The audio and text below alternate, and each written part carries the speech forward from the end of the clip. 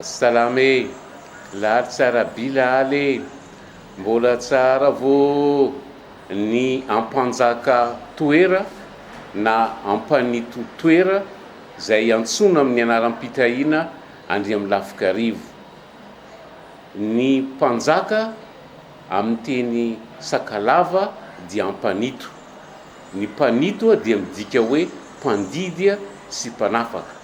Inona moa no atao hoe anaram-pitahina? Miovanarana ny mpanjaka Sakalava rehefa folaka. Ny folaka amin'ny teny hafa maty no dimandy miambo. Tsy antsona intsony amin'ny anarany fony fahavelona. Amorona na anarana vaovao atao hoe anaram-pitahina. Ny anaram-pitahina matetika dia manambara zay zava-nisongadina tamin'ilay na mombamomba n'ilay mpanjaka andry amin'ny lafikarivo. Zary lafiky ny ampanjaka toera zay nitapahana ny lohany ireo olona andrivony marobe tao ambiky. Zay zany no atao hoe anaram-pitahina. Isan'ny fantatry ny rehetra ny hoe Andrianday fotsy. Andrianday fotsy dia anaram-pitahina. Fa ny tena anarany ny mpanjaka ny boina ety dia Rianona. Anaram-pitahina ihany koa ny hoe Andriamisara. Anaram-pitahina ihany koa ny hoe Andriamandazoala. Fa iverenantsika vetivety aloha ny ampanjaka toera na ampanito toera. Teraka tamin'ny taona 1860.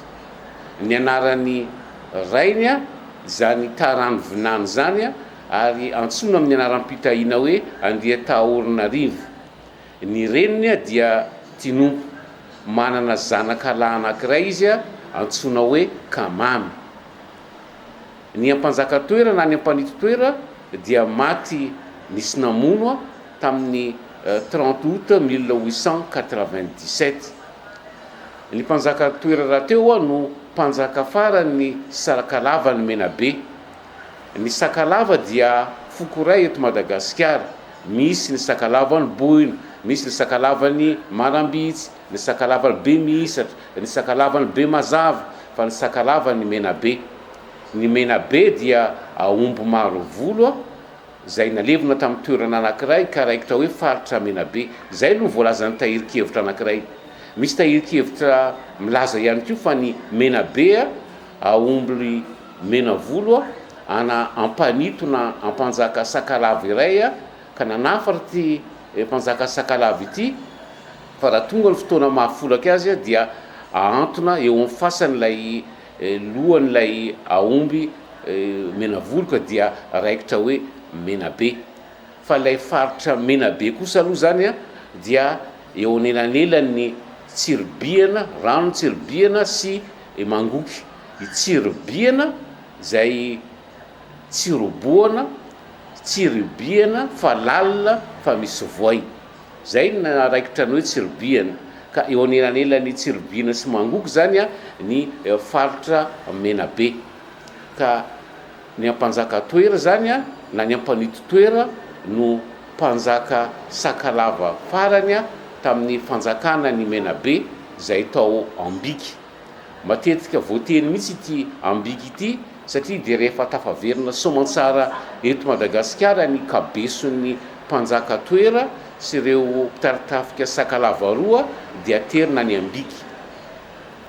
Ny misy an'ity Ambiky ity dia 12 kilometatra atsinanan'ny renivohitr'ny distriktany Belo-sur-Tsiribiana.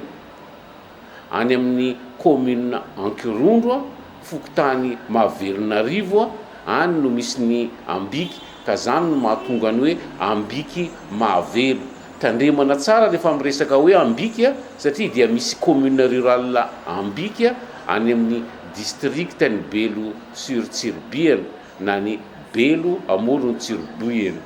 Ny Belo aloha, Belo zay no anarany teo aloha fa ny vazaha no nanampy azy hoe moron'ny Tsiribiana na ny sur-Tsiribiana.